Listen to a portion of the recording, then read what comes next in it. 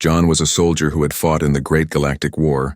He had seen planets burn, friends die, and endless battles where humans and aliens clashed. When the war ended, John felt empty inside, his heart tired of fighting and his soul craving peace.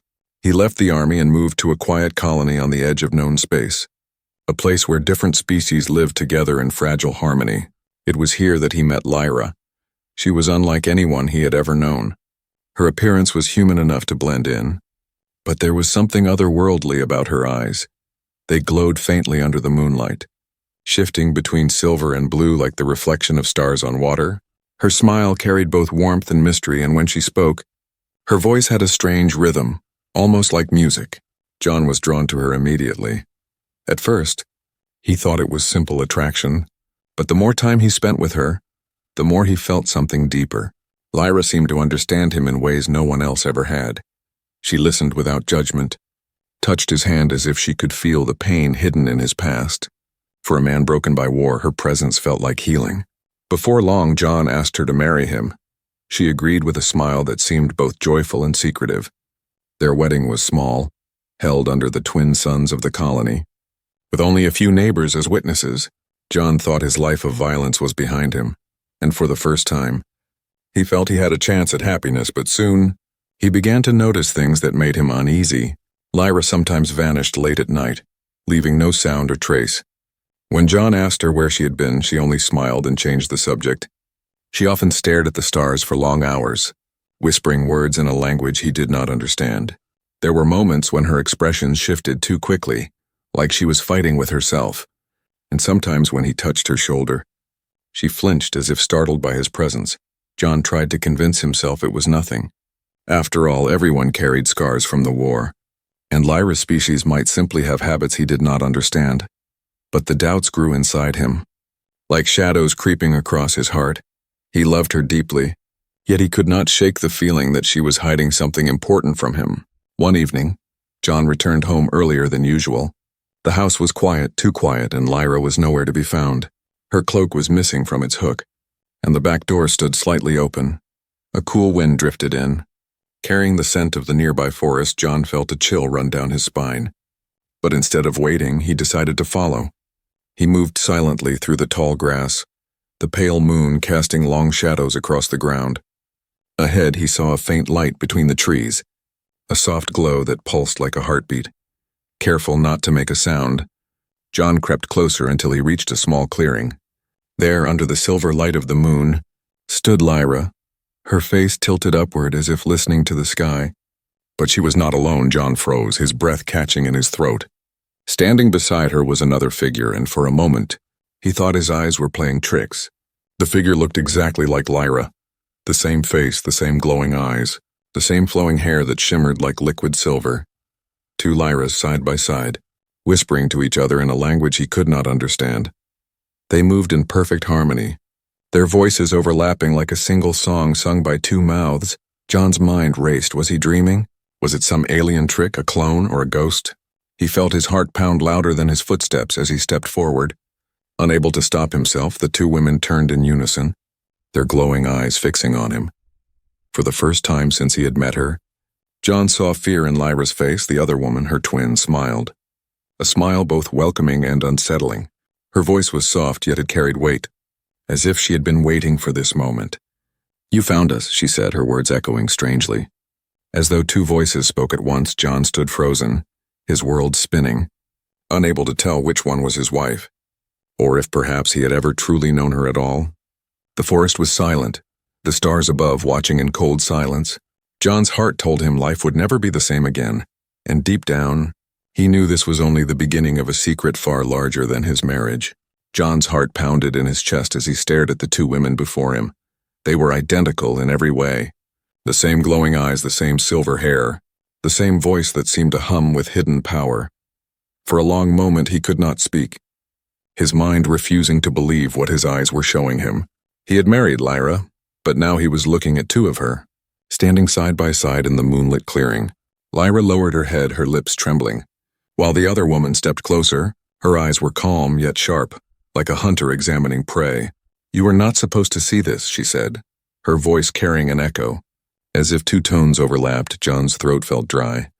and the only words that escaped were, "Who are you?" The woman smiled faintly.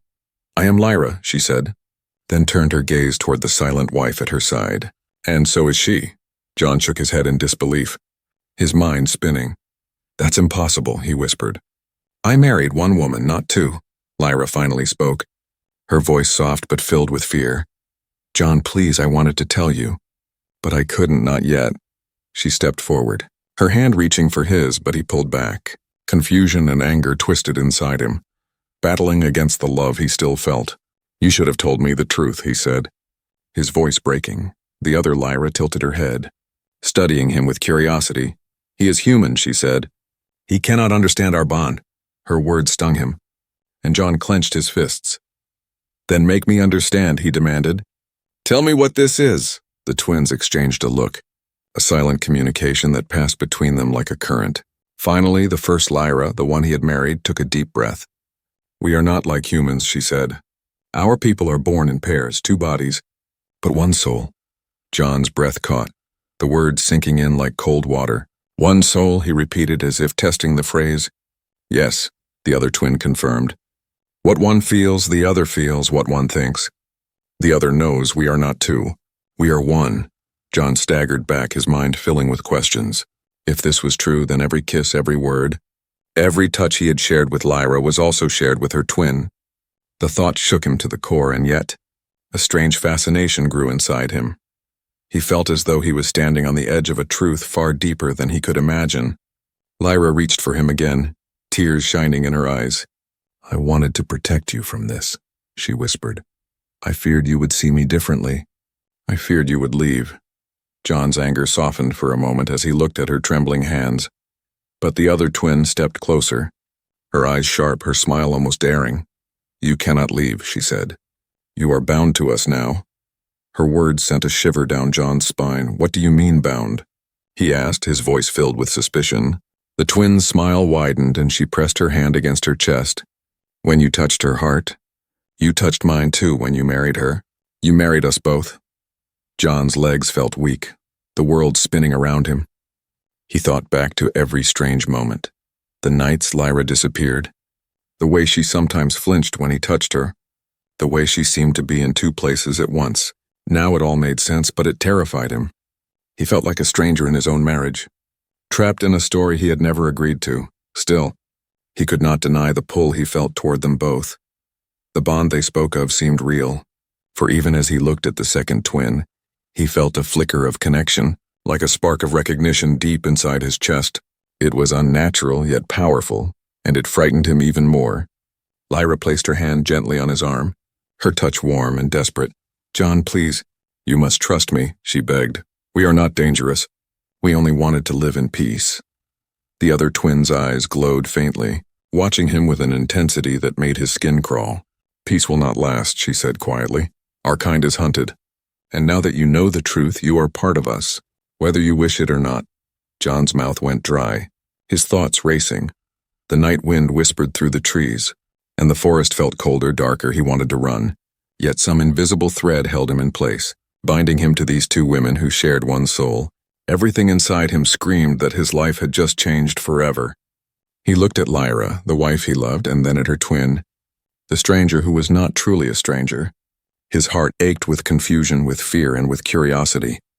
And as the twins' final words echoed in his mind, he realized he had stepped into a world far more dangerous than he ever imagined. The clearing fell silent, the stars above burning like watchful eyes, and John knew the first secret was only the beginning of many more. John tried to live normally after that night, but nothing felt normal anymore. The memory of the two Lyras standing side by side in the moonlit clearing haunted him every time he closed his eyes. He had married one woman, but now he knew he was tied to two, and worse, they were not truly two separate beings. They were one soul split into two bodies. Days passed, and the strange truth revealed itself in small ways. Sometimes John would be speaking to Lyra at home, only to notice her expression change suddenly, as though she was responding to something far away. When he asked her what happened, she would answer, "It's her. She is feeling something." John realized the twins could sense each other's emotions, pain, and even small thoughts, no matter how far apart they were. It was both fascinating and unsettling. One morning, John woke to the smell of food cooking. He walked into the kitchen expecting to see his wife. And indeed, Lyra was there, smiling warmly as she prepared breakfast. But when she turned, her eyes glowed brighter than usual. And her smile carried a sharp edge. In that instant, John knew it was not his Lyra. It was the other. The twin. She laughed softly, seeing the recognition in his eyes. "You are learning to tell us apart," she said, her tone playful but strange. "That is good. It means you are truly connected to us." John's heart raced as he sat down, unsure how to act. The food smelled the same. The voice was the same, but the presence felt different. It was like meeting someone who wore the same face but carried another spirit. He wondered how long this had been happening. How many times had he spoken to one, thinking it was the other? How many times had he kissed his wife, not knowing her twin was sharing every moment? The realization left him unsettled, yet a strange curiosity burned inside him. He wanted to know how deep their connection went, how far this bond between them truly reached. So he began to test it sometimes. He would touch Lyra's hand and watch carefully. Later, he would notice the twin flinch at something invisible, as though she had felt his touch too. Other times he would whisper loving words, only to see the other woman's cheeks flush hours later when she appeared. It was undeniable. They shared everything. At first, John felt invaded, as if his private world had been stolen. But slowly, he began to sense something else, something he could not deny. When he looked into their glowing eyes, he felt a bond forming, not just with Lyra, but with her twin as well. It was terrifying and beautiful, a chain that bound him to both. He could no longer tell where love ended and where the bond began. One evening, he found himself walking along the colony's edge with Lyra. She held his arm gently, her voice calm as she spoke about the stars. But then she stopped mid-sentence, clutching her chest. Her eyes wide with sudden pain. John panicked. Holding her close, "Lyra, what's happening?" he asked. She gasped. "It's her. She is hurt." Without another word, Lyra began to run, pulling him along through the streets toward the forest. John's mind spun. How could she know? How could she feel pain that wasn't hers?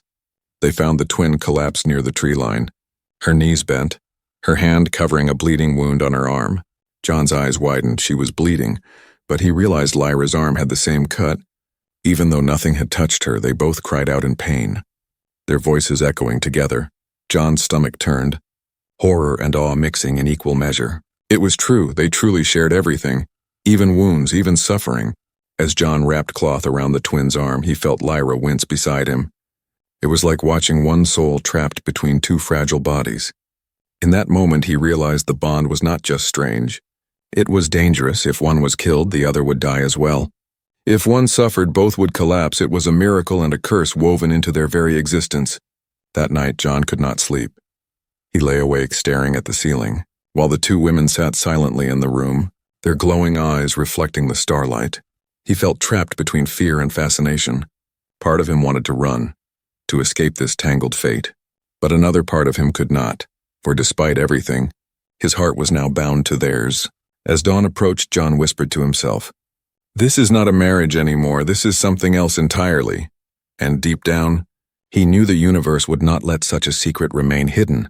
Others would come for them, hunters, enemies, maybe even the same soldiers he once fought beside. And when that day came, John realized he would have to choose, not between one woman and another, but between a single soul and the rest of the galaxy. The morning light crept through the window, casting long shadows across the floor. The twins sat side by side, silent yet connected, and John knew his life was no longer his own. The shared life had begun, and there was no turning back. The days that followed were heavy with silence. John tried to carry on with life as if things were normal, but the truth hung over him like a storm cloud. Two women, one soul, and a bond that could not be broken. It was too much for him to fully understand, and yet he was tied to it whether he liked it or not. The colony around them remained peaceful on the surface, but John began to notice small signs of danger. Unfamiliar ships passing too close to the atmosphere, shadowy figures asking questions in the marketplace, strangers scanning records as if hunting for someone. At first he thought it was his soldiers' paranoia, but soon he realized it was real. They were being watched one evening. Lyra stood at the window, her glowing eyes fixed on the sky. She whispered words in her alien tongue. Her voice trembling, John walked up behind her. Placing a hand on her shoulder. "What's wrong?" he asked softly. She didn't turn, but her voice carried fear he had never heard from her before. "They are close," she said. "Too close," John frowned, his soldier instincts flaring. "Who's close?" he demanded. Her twin appeared in the doorway, her expression grim. "Our hunters," she said, her tone colder than Lyra's. "They never stopped searching, and now they are here." John's stomach twisted. He had fought against many enemies in the war, but this felt different. "Why would anyone hunt you?" he asked, trying to keep his voice calm. The twin stepped forward, her glowing eyes narrowing. "Because of what we are," she said. "Our people are rare, and our bond makes us powerful. Too powerful for others to tolerate." Lyra finally turned to face him, her voice breaking as she explained. "Our kind can connect minds, share thoughts, heal wounds, even influence emotions. Some fear us, others want to use us, but none will ever leave us in peace." John felt the weight of her words pressing on his chest. If this was true, then the bond he had seen, the pain, the sharing, the connection, was more than a mystery. It was a weapon in the eyes of others. The house felt colder that night. John paced restlessly, his soldier's mind running through possibilities. They could hide, they could run, they could fight, but no matter the choice, danger was closing in. He looked at Lyra and her twin, sitting side by side in the dim light, and realized they had been running their whole lives. Maybe marriage had given Lyra a small taste of peace, but it had only delayed the inevitable. The warning signs grew clearer. Unmarked drones flew over the colony, scanning energy signatures. A neighbor mentioned soldiers asking about newcomers, and one night John woke to find Lyra clutching her head, her twin crying out in pain at the same moment. "They are searching for us," the twin gasped. "They are reaching into the bond, trying to trace it." John felt his blood run cold. If enemies could use the bond to track them, then no place was safe, he cursed under his breath, his hands tightening into fists. He had once sworn never to fight again, but now the war was knocking on his own door. The next day, Lyra handed him a small device, sleek and alien, glowing faintly with blue light. "This was given to me by my mother," she said. "If danger comes, it will open a path to escape, but once used, we can never return here." John stared at the device, the weight of it heavy in his palm. He had built a quiet life on this colony, but in an instant, it could all be destroyed that evening. As the suns dipped below the horizon, a strange hum filled the air. John rushed outside and saw dark shapes descending from the sky, ships without markings, their lights scanning the colony like predators searching for prey. Panic spread through the streets, people running, alarms blaring. John's heart thundered as he realized the hunters had finally arrived. Lyra clutched his arm, her twin at her side, both trembling. "They will not stop," Lyra whispered. "They will take us, break us, or kill us." John's soldier instincts returned in full, his fear replaced with sharp focus. "No," he said firmly, gripping the weapon he had sworn never to use again. "They'll have to go through me first." But even as the words left his mouth, he knew the fight would not be simple. These enemies were not after blood. They were after the bond itself, and that made them more dangerous than anything he had ever faced in the war. As the night sky filled with the glow of descending ships, John realized his marriage had pulled him into a battle he could not escape. The warning had been given, the hunters had come, and this time, the fight was not just for survival, it was for love, for trust, and for a soul divided into two bodies. The ground shook as the first ship landed, dust rising into the air like a storm. John gripped the alien device in one hand and his weapon in the other. Behind him, Lyra and her twin stood close, their glowing eyes reflecting both fear and determination. The dark warning had come true, and the war he thought he left behind was about to begin again. The night turned into chaos as the hunters stormed the colony. Dark ships hovered above, their engines screaming, beams of light sweeping through the streets as frightened colonists scattered. John grabbed Lyra and her twin, pulling them through the back door of their home as armed soldiers in black armor descended from the sky. The air burned with the smell of ozone, and the sound of energy weapons echoed in every direction. John's mind snapped into soldier mode. He had promised never to fight again, but his instincts took over, guiding his every move. He pushed the twins ahead of him, his weapon ready, his eyes scanning every shadow. "Stay close." "Don't stop," he commanded, his voice sharp. The twins obeyed, though their glowing eyes betrayed their terror. They raced through the alleys of the colony, past burning homes and overturned market stalls. John fired at a drone overhead, the explosion lighting up the night. The blast gave them a few seconds to run deeper into the forest beyond the colony walls. Branches whipped against their faces, the ground uneven beneath their feet, but they did not slow. Behind them, the hunters' shouts grew louder, closer. Lyra stumbled, clutching her chest. Her twin doing the same. John stopped to catch her before she fell.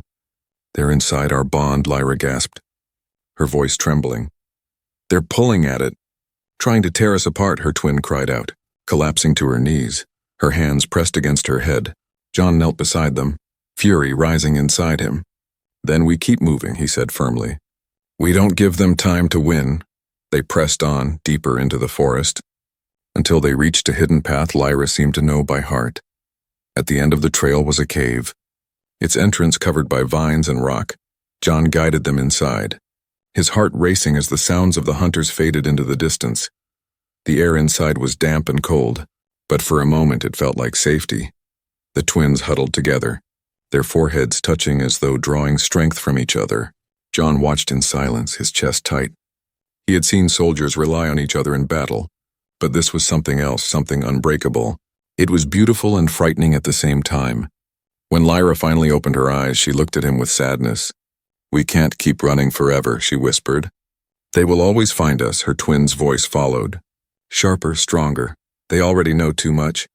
"They know about you," she said, her gaze piercing John.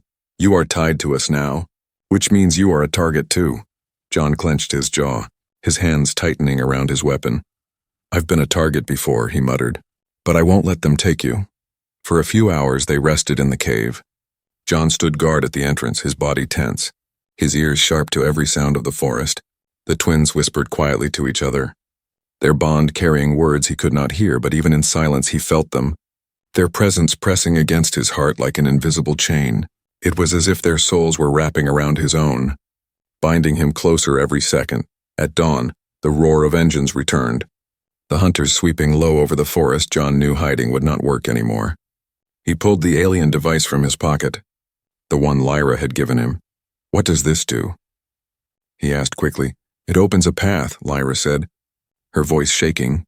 "A tunnel through space, but once we use it, we cannot come back." John nodded, his decision already made. "Then we use it," he said.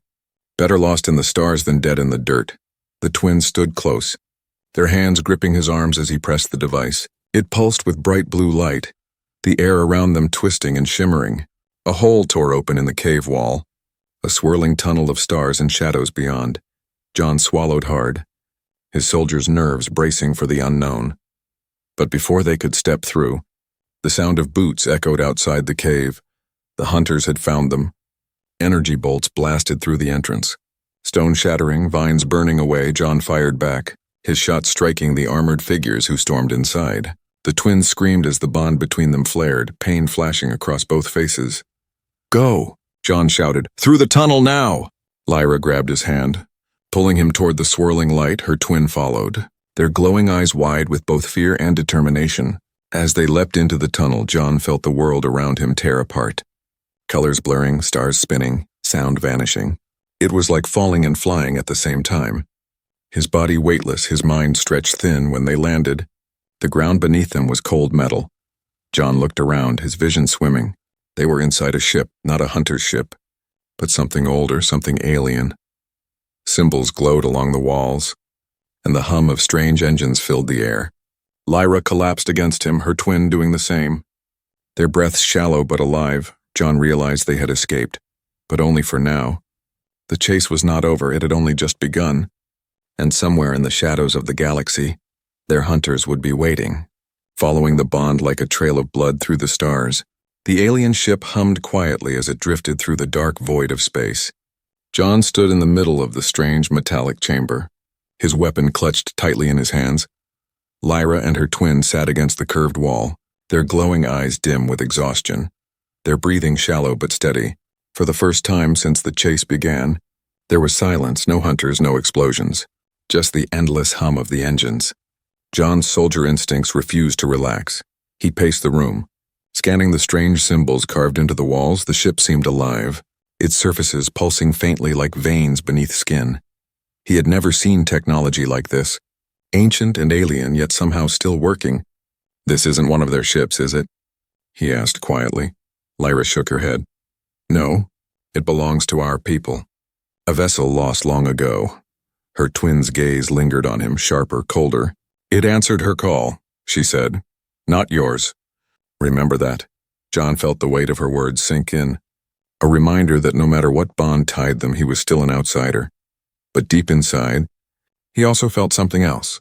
Unease, suspicion, a nagging voice whispering that all was not as it seemed. They drifted for hours through the void. Guided only by the ship itself, John kept watch.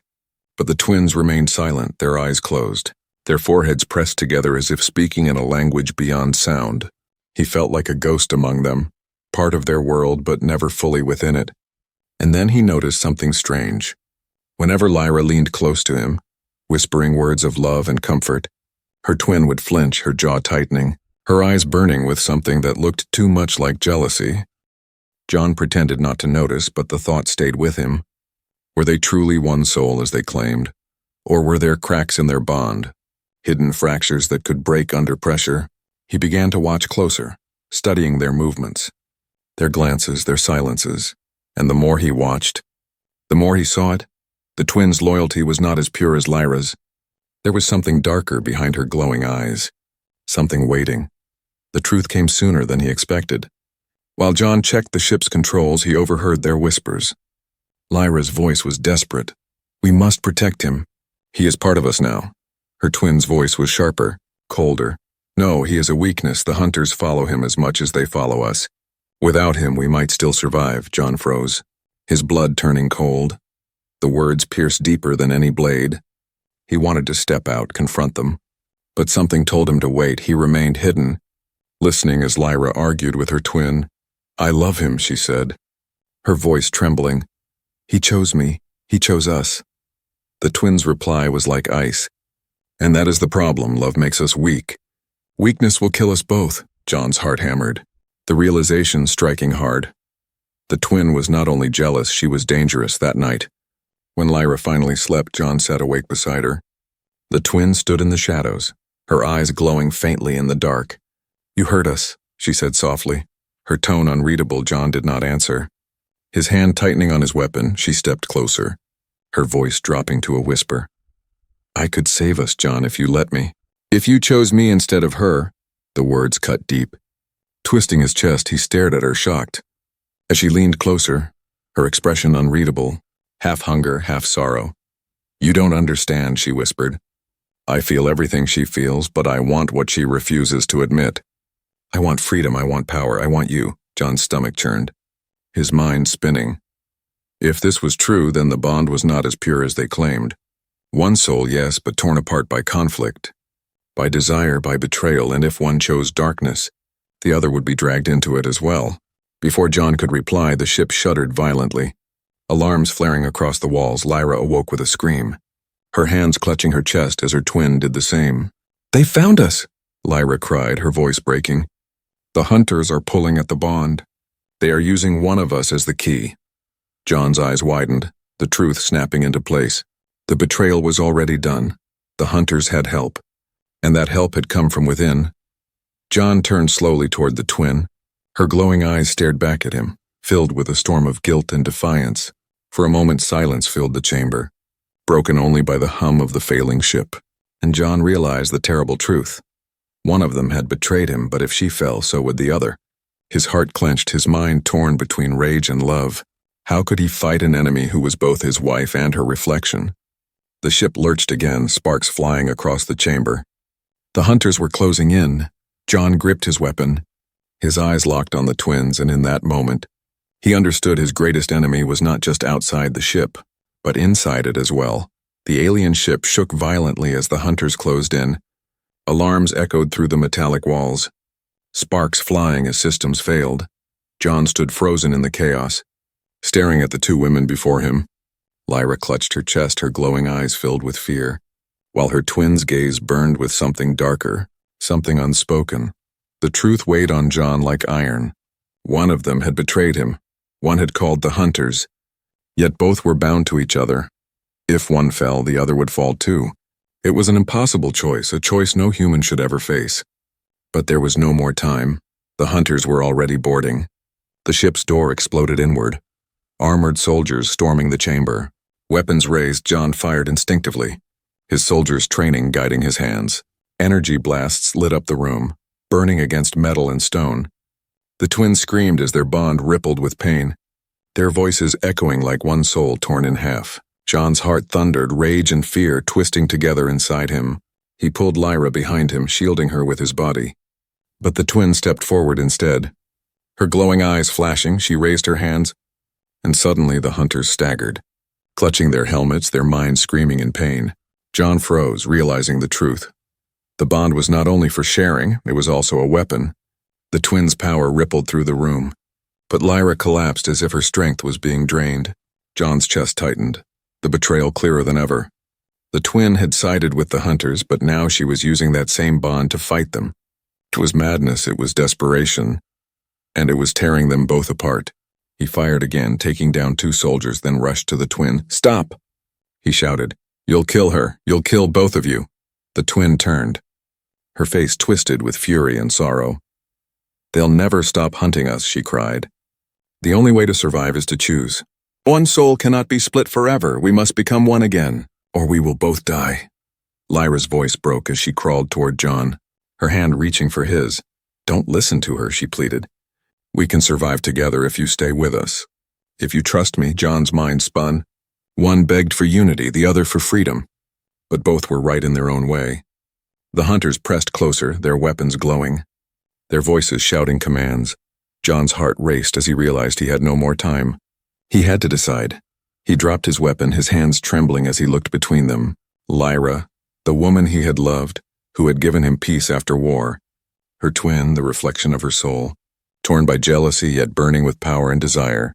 Both were pieces of the same being. Yet both wanted different paths, and his choice would seal their fate. The ship's walls shook again, a blast ripping open the ceiling. Starlight flooding the chamber, John grabbed the alien device, the one Lyra's mother had given her. It glowed faintly in his hand, a key to something greater. He pressed it against the floor, and suddenly the chamber filled with a blinding light. The twins screamed together, their voices echoing as one. In that moment, John made his choice. He held Lyra's hand tightly, his voice steady. "I choose love," he said. "Not power, not freedom, just you." The device activated, its light wrapping around the twins, pulling them together, merging them into one form. John shielded his eyes as the light grew brighter, until finally silence fell when he opened his eyes. Only one woman stood before him. Her glowing eyes shone brighter than ever, her presence stronger, fuller. She was Lyra. And yet more than Lyra, a complete being where two had once stood. Tears rolled down John's cheeks as he realized what he had done. He had sacrificed one twin to save the other, but in truth, he had saved them both by making them whole again. The hunters froze, their weapons lowering as they stared in shock. The bond they had hunted was no longer divided, no longer fragile. It had become something greater, something untouchable. The woman raised her hand, and a wave of energy pulsed through the chamber. The hunters screamed, their weapons shattering, their minds breaking under the force. Within seconds they were gone, retreating back into the shadows of their ships. Silence returned, broken only by the hum of the ship's engines. John collapsed to his knees, exhaustion flooding his body. The woman knelt beside him, her touch warm, her smile gentle. "You saved me," she whispered, her voice carrying both Lyra's tenderness and the twins' strength. John looked into her glowing eyes, his heart heavy yet full. "No," he whispered back. "We saved each other." The ship drifted on through the stars, carrying them away from the hunters. Away from the war, John held her hand tightly, knowing his life would never be simple again. But for the first time he felt peace, not the fragile peace of hiding, but the peace of knowing he had chosen. And though the galaxy still burned with danger, John knew one truth above all others. Love was stronger than fear, stronger than betrayal, stronger even than death itself.